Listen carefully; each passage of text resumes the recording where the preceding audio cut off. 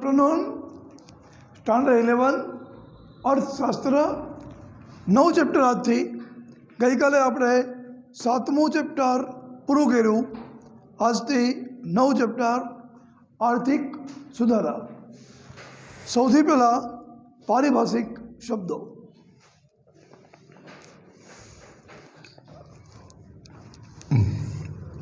आर्थिक सुधारा एटले शुं?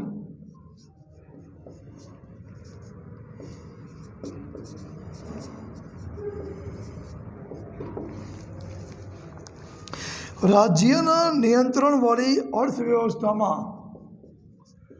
राज्यना नियंत्रणवाળી अर्थव्यवस्थामां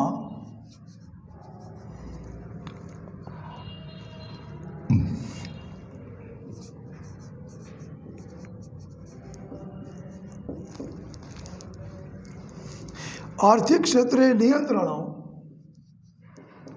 आर्थिक क्षेत्रे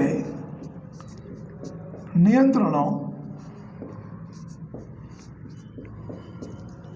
क्रमशः हळवा करवानी प्रक्रिया ने क्रमशः हळवा करवानी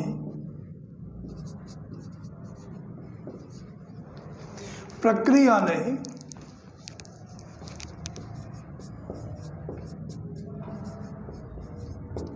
आर्थिक सुधारा कहे छे।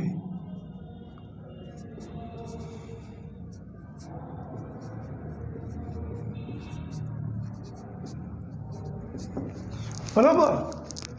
आर्थिक सुधारा एटले शुं? राज्यना नियंत्रणवाળી अर्थव्यवस्थामां सौथी पहला तो संपूर्णपणे मूડીवादी देश होय एने आ शब्द लागू पड़तो नहीं।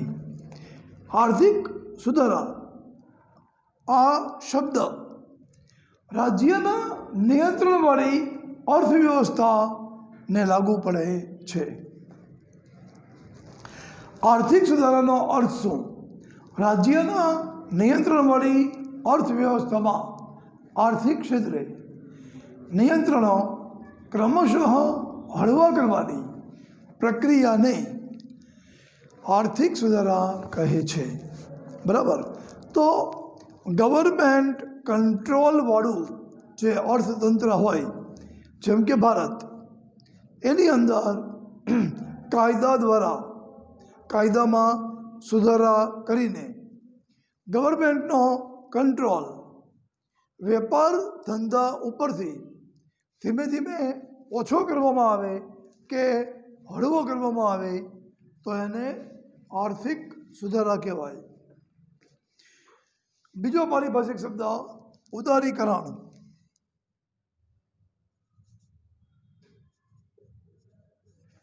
उदारीकरण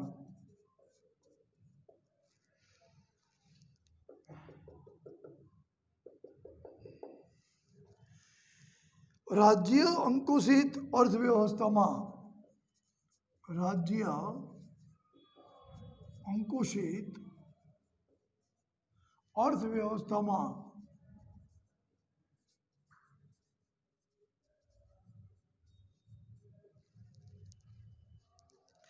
खानगी साहस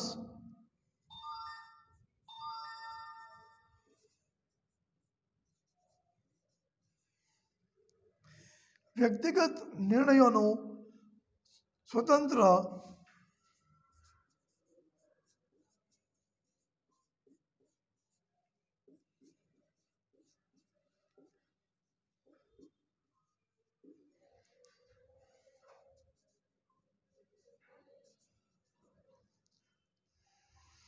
बाजार परिबळ द्वारा बाजार परिबळ द्वारा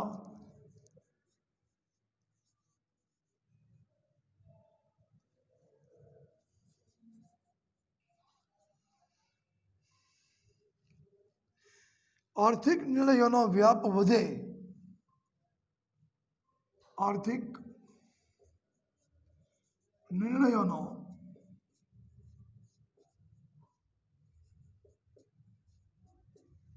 વ્યાપ વધે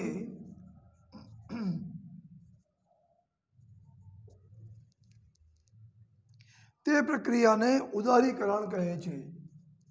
તે પ્રક્રિયાને ઉદારીકરણ કહે છે.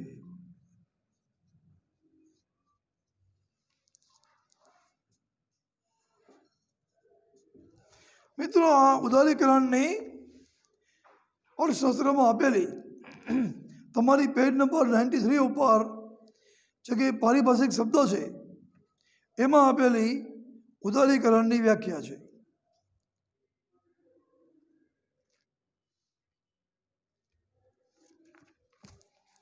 પરંતુ આને હજી સરળ શબ્દોમાં કહી શકાય. સરળ શબ્દોમાં કહીએ તો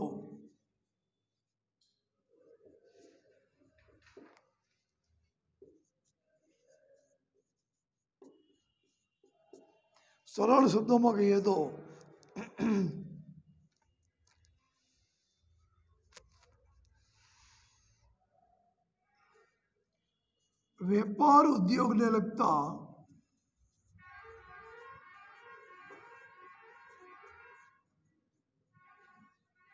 આર્થિક નિર્ણયોમાં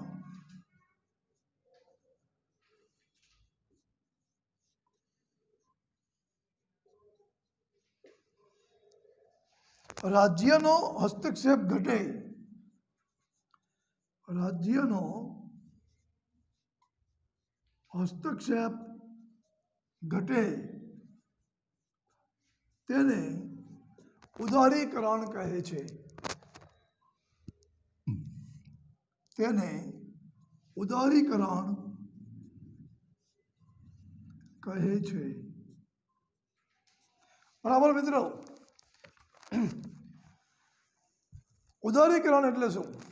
રાજ્ય અંકુશિત અર્થવ્યવસ્થામાં, એટલે કે ભારત જેવી અર્થવ્યવસ્થા કે જેમાં રાજ્ય મતલબ સરકાર, સરકાર જેમાં વેપાર ધંધા ઉપર અંકુશ ધરાવતી હોય એવી અર્થવ્યવસ્થાને રાજ્ય અંકુશિત અર્થવ્યવસ્થા કહેવાય.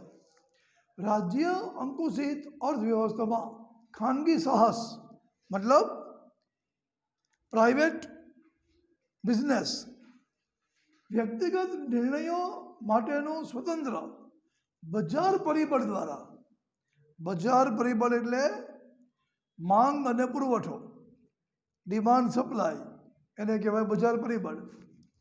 આર્થિક નિર્ણયોનો વ્યાપ વધે તે પ્રક્રિયાને ઉદારીકરણ કહે છે. પણ આ વાતને હજી પણ સરળ શબ્દોમાં કહીએ તો વેપાર ધંધાને, વેપાર ઉદ્યોગને લગતા આર્થિક નિર્ણયોમાં રાજ્યનો હસ્તક્ષેપ ઘટે તેને ઉદારીકરણ કહે છે. બરાબર. વેપારીઓને માંગ અને પુરવઠા પ્રમાણે નિર્ણયો લેવાની છૂટ એને ઉદારીકરણ કહેવાય. મિત્રો, આનો એક ફોટોગ્રાફ પણ મોકલે છે.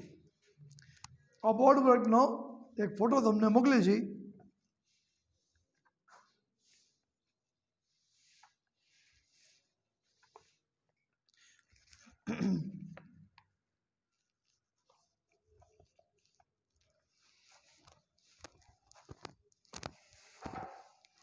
નેક્સ્ટ,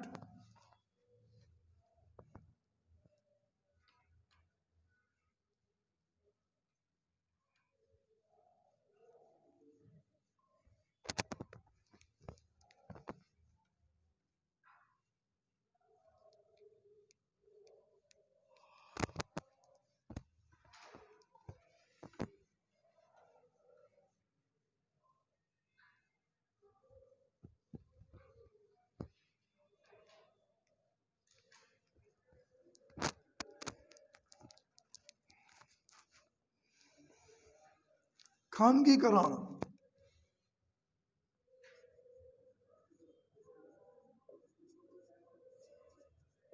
ખાનગીકરણ એટલે શું? ખાનગીકરણ એટલે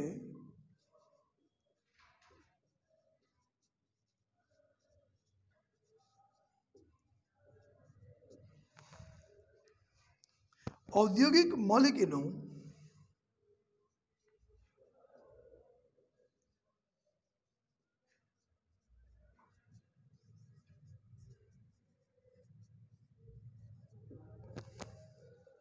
જાહેર ક્ષેત્રમાંથી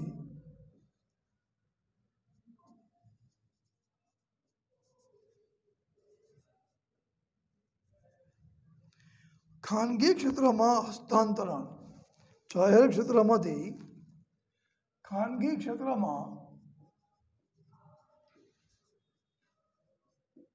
હસ્તાંતરણ.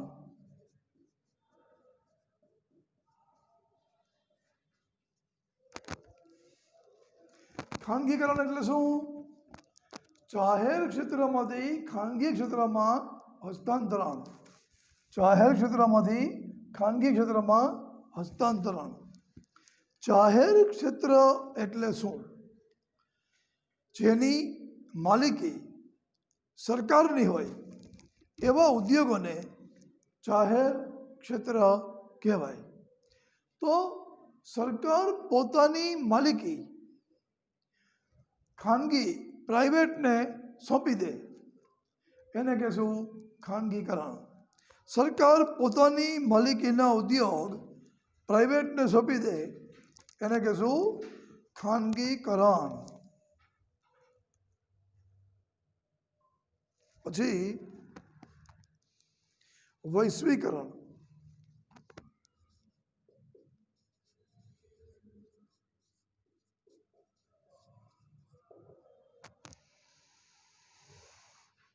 વૈશ્વિકીકરણ એટલે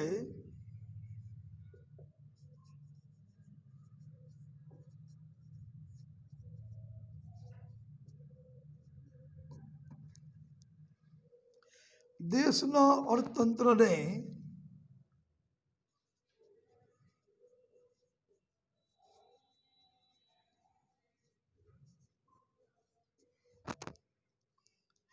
વિશ્વના અર્થતંત્ર સાથે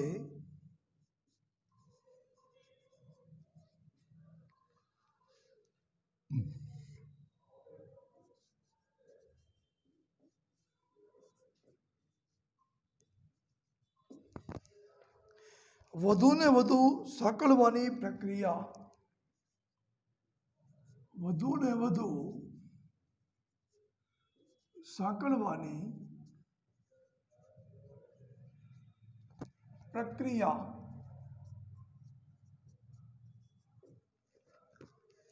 વૈશ્વિકીકરણ એટલે શું? વૈશ્વિકીકરણ એટલે દેશના અર્થતંત્રને વિશ્વના અર્થતંત્ર સાથે વધુને વધુ સાંકળવાની પ્રક્રિયા.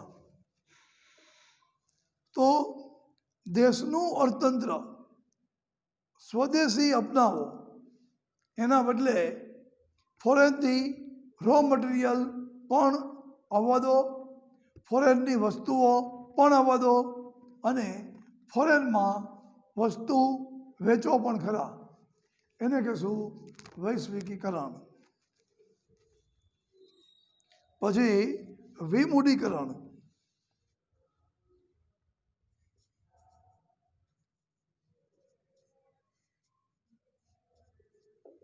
વિમૂડીકરણ એટલે રાજ્ય જાહેર ક્ષેત્રના ઉદ્યોગોમાંથી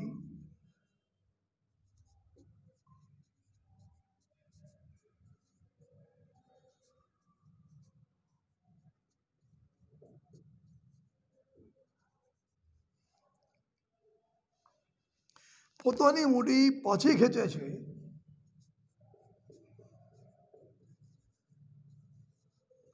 પોતાની મૂડી પાછી ખેંચે છે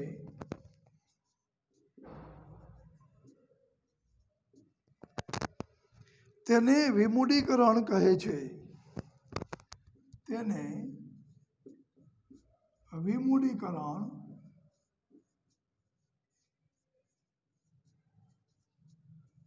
કહે છે. વિમૂડીકરણ એટલે શું? રાજ્ય જાહેર ક્ષેત્રના ઉદ્યોગોમાંથી પોતાની મૂડી પાછી ખેંચે છે તેને વિમૂડીકરણ કહે છે. એટલે શું કે આ ખાનગીકરણની જેમ સંપૂર્ણપણે સોંપી દેતું નથી. રાજ્યનો જે 51% હિસ્સો હોય કે 90% હિસ્સો હોય તેને ઘટાડે છે. એટલે કે 20%, 25% હિસ્સો ખાનગીને વેચે છે. 51%થી ઓછો થવા દેતી નથી. એટલે ખાનગીકરણ થતું નથી. પરંતુ કેન્દ્ર સરકારની કે રાજ્ય સરકારની જે મૂડી રોકાયેલી હતી તે પ્રાઇવેટને વેચીને પોતાની મૂડી પાછી ખેંચી લે છે. એને કહેવાય વિમૂડીકરણ. વિમૂડીકરણ એટલે રાજ્ય જાહેર ક્ષેત્રના ઉદ્યોગોમાંથી પોતાની મૂડી પાછી ખેંચે છે તેને વિમૂડીકરણ કહે છે. પછી ઇજારાશાહી નિયંત્રણ ધારો.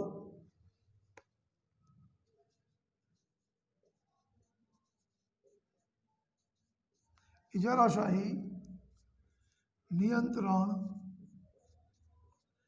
ધારો MRTP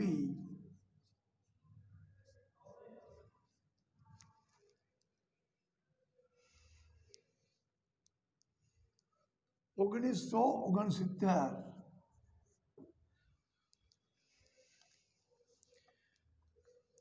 ઉદ્યોગોને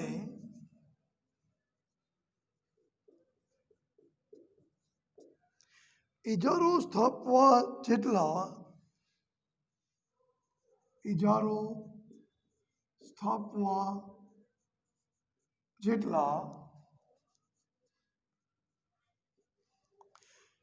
મોટા થવાથી રોકવા અંગેનો કાયદો. મોટા થવાથી રોકવા અંગેનો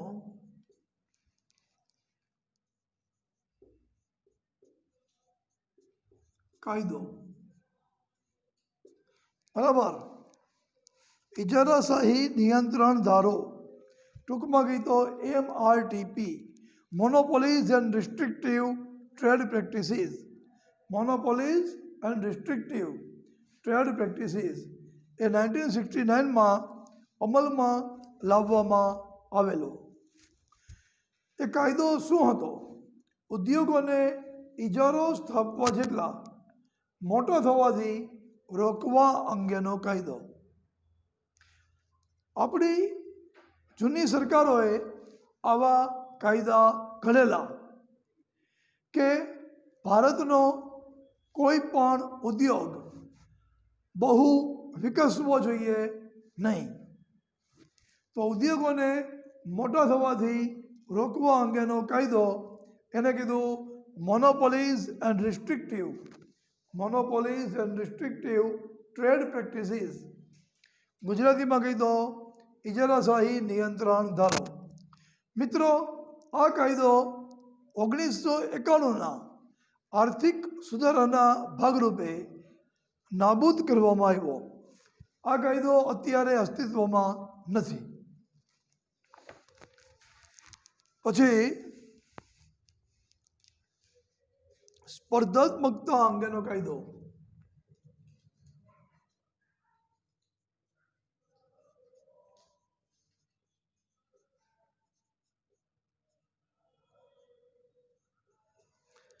કોમ્પિટિશન એક્ટ.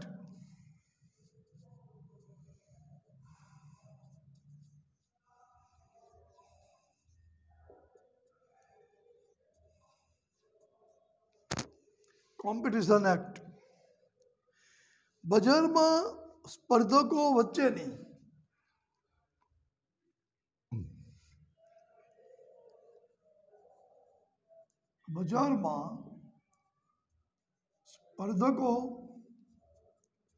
વચ્ચેની બિન આરોગ્યપ્રદ હરીફાઈને રોકવા બિન આરોગ્યપ્રદ હરીફાઈ ને રોકવા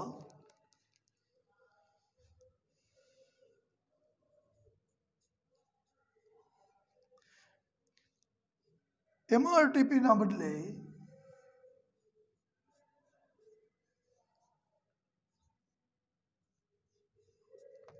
સ્થપાયેલો કાયદો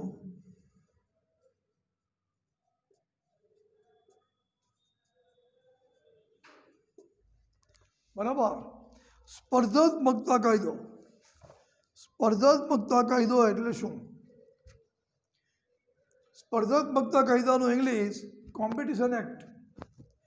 બજારમાં સ્પર્ધકો વચ્ચેની બિન આરોગ્યપ્રદ હરીફાઈને રોકવા માટે MRTPના બદલે સ્થપાયેલો કાયદો. એટલે મિત્રો ભારતમાં સ્પર્ધા ગેરકાયદે નથી, બિઝનેસ કોમ્પિટિશન ઇલીગલ નથી, બિન આરોગ્યપ્રદ અનહેલ્ધી બિઝનેસ કોમ્પિટિશન એને રોકવા માટે મિત્રો આ કાયદો અત્યારે પણ અસ્તિત્વમાં છે.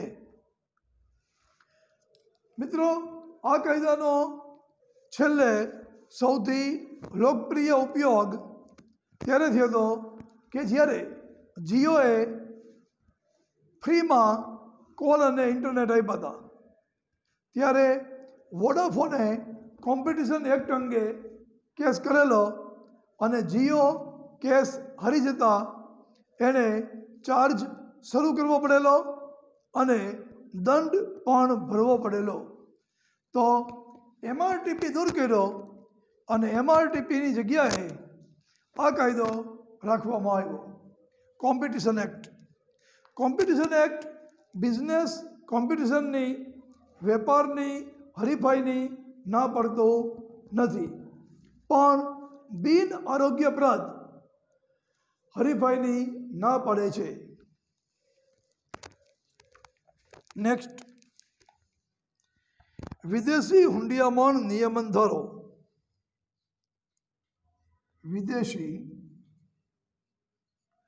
હુંડિયામણ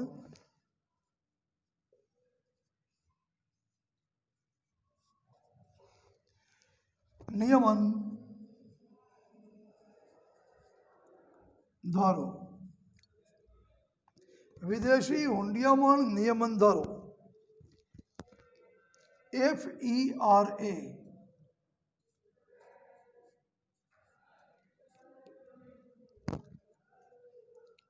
ઉદ્યોગો દ્વારા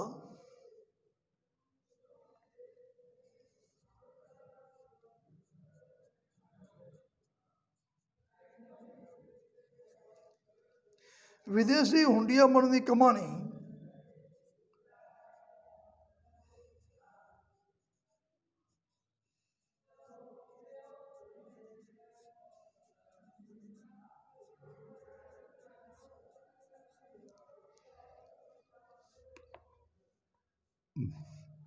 નિયંત્રિત કરતો કાયદો.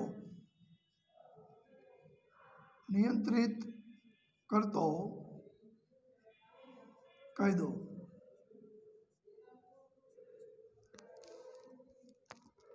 તો મિત્રો આ બહુ જ કડક કાયદો હતો અને આયાત કરવી હોય તો પણ આયાતકાર વતી સરકાર પેમેન્ટ કરતી અને નિકાસ કરવી હોય તો પણ નિકાસકાર વતી સરકાર પેમેન્ટ રિસીવ કરતી.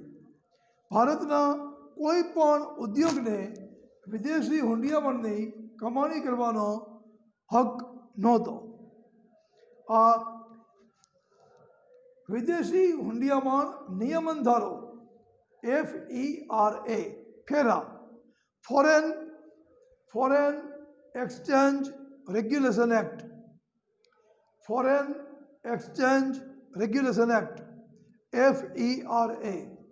મિત્રો 1991માં આર્થિક સુધારામાં આપણે આના સ્થાને એક નવો કાયદો લાવ્યા અને એ હતો ફેમા. વિદેશી હુંડિયામણ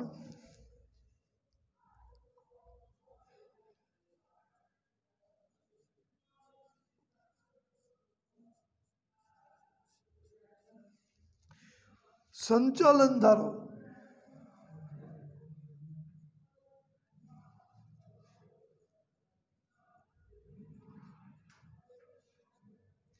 વિદેશી હુંડિયામણ સંચાલન ધારો. ઉદ્યોગો દ્વારા વિદેશી હુંડિયામણની કમાણી ઉદ્યોગો દ્વારા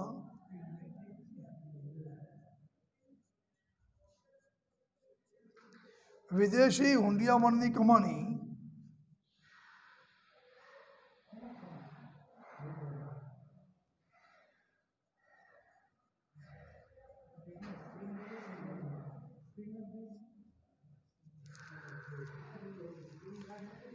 નિયંત્રિત કરવાના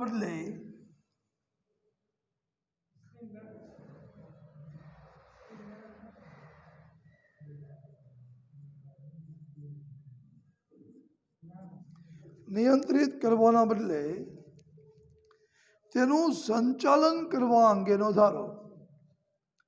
તેનું સંચાલન કરવા અંગેનો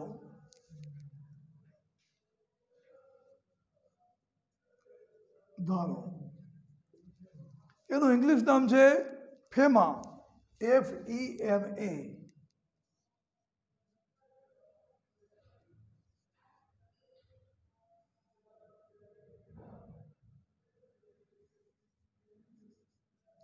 foreign exchange management act. Foreign exchange management act ફેમા. વિદેશી હુંડિયામણ સંચાલન ધારો. ઉદ્યોગો દ્વારા વિદેશી હુંડિયામણની કમાણી નિયંત્રિત કરવાને બદલે તેનું સંચાલન કરવા અંગેનો ધારો. તો આ કાયદો વિદેશી હુંડિયામણની ના નથી પાડતો, પણ એને મેનેજ કરે છે, સંચાલન કરે છે. મતલબ દરેક ઉદ્યોગને એની રિક્વાયરમેન્ટ, જરૂરિયાત મુજબ એને એક લિમિટ બાંધી આપે છે કે એને આ લિમિટની અંદર હુંડિયામણનું સંચાલન કરવાનું. એના કરતાં વધારે હુંડિયામણ રાખી શકે નહીં, લિમિટ કરતાં વધારે હુંડિયામણનું પેમેન્ટ કરી શકે નહીં, લિમિટ કરતાં વધારે હુંડિયામણની રિસીપ્ટ પણ એટલે કે મેળવી પણ શકે નહીં. મિત્રો, તો ખાનગીકરણ, જાહેર ક્ષેત્રને ખાનગી બનાવવાનું, વૈશ્વિકીકરણ, દેશના અર્થતંત્રને વિશ્વ સાથે જોડવાનું, વિમૂડીકરણ, જાહેર ક્ષેત્રના ઉદ્યોગમાંથી સરકારી મૂડી પાછી ખેંચવાનું, બરાબર. પછી MRTP, કોઈ પણ ઉદ્યોગ વધારે પડતો મોટો ન થઈ જાય એ માટેનો કાયદો જે આપણે રદ કર્યો 1991ના આર્થિક સુધારાના ભાગરૂપે. અને એની જગ્યાએ લાવ્યા કોમ્પિટિશન એક્ટ, સ્પર્ધાત્મકતા કાયદો. અને એ જ રીતે વિદેશી હુંડિયામણ નિયમન ધારો ફેરા એ રદ કરીને એના સ્થાને લેવા ફેમા, વિદેશી હુંડિયામણ સંચાલન ધારો. મિત્રો, બોર્ડ વર્કનું તમને એક ફોટોગ્રાફ પણ મોકલી છે. આ બોર્ડ વર્કનો એક ફોટોગ્રાફ પણ મોકલી છે. પારિભાષિક શબ્દ પૂરા થઈ ગયા. હવે આપણે આવતીકાલથી ચેપ્ટર શરૂ કરશું, બરાબર. આવતીકાલથી યુનિટ 8 આર્થિક સુધારા એ ચેપ્ટર ચલાવવાનું શરૂ કરશું. ઘરે તમે પારિભાષિક શબ્દ બરાબર ધ્યાનથી સમજી લેજો. હવે કોઈને ડાઉટ કરી હોય તો સ્ટુડન્ટને અનમ્યુટ કરીએ છીએ. કોઈને ડાઉટ અથવા